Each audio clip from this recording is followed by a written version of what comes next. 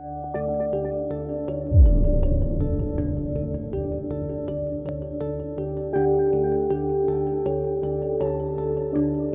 decide. But what I really want to know is, how old are you-ish? Okay, what generation do you come from? So grab your clickers, and let's take a second and answer this. What generation do you represent?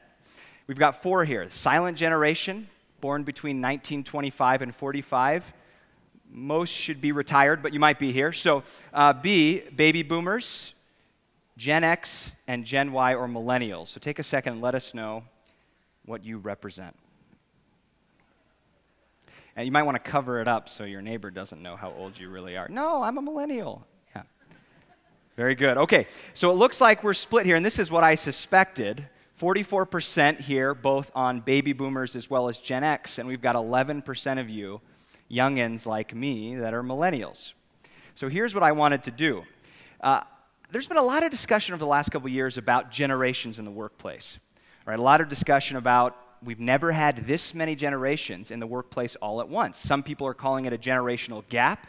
Even at VitalSmarts, we've been doing research lately around the generational divide.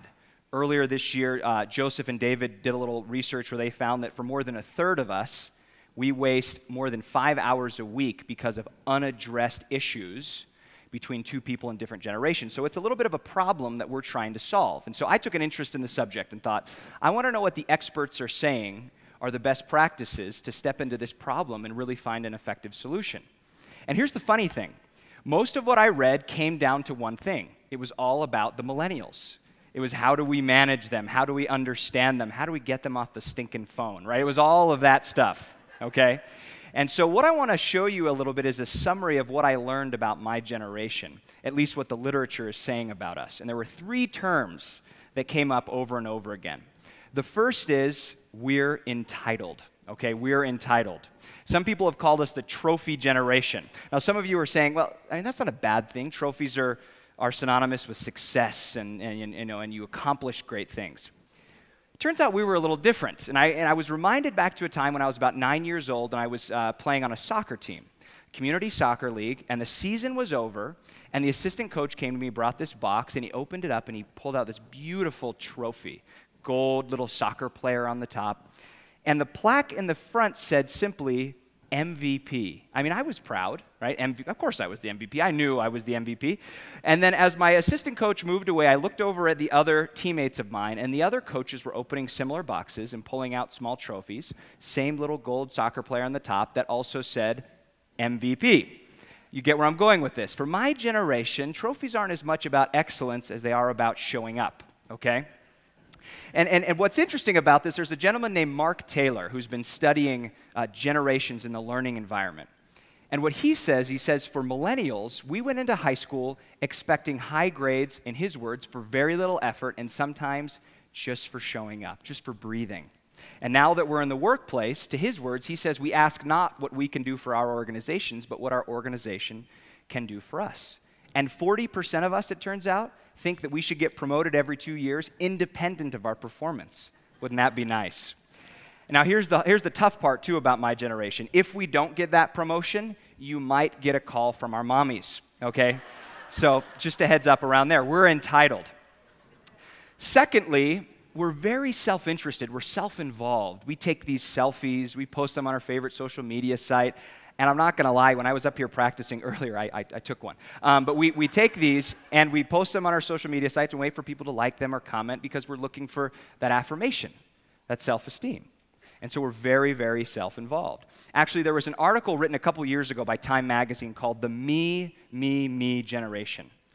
And they talked about how how common narcissistic personality disorder had become among millennials. They said it was 3 times more common among this generation than past generations when they were our age.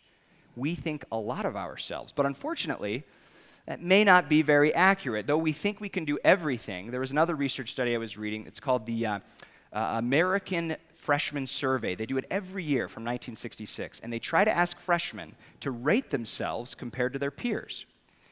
And what they found is, quote, an unprecedented level of self-infatuation, close quote. So we think we're really great, and we can do anything, and yet what they ended the study by saying is, we find a large disconnect between what millennials think they can do and what they can actually do. So we think we're really great, and yet we lack a lot of the skills to accomplish some of that.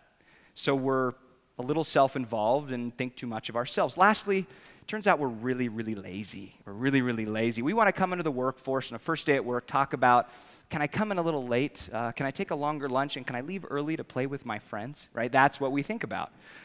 Now, I was thinking about this for my own life, and I thought, am I lazy?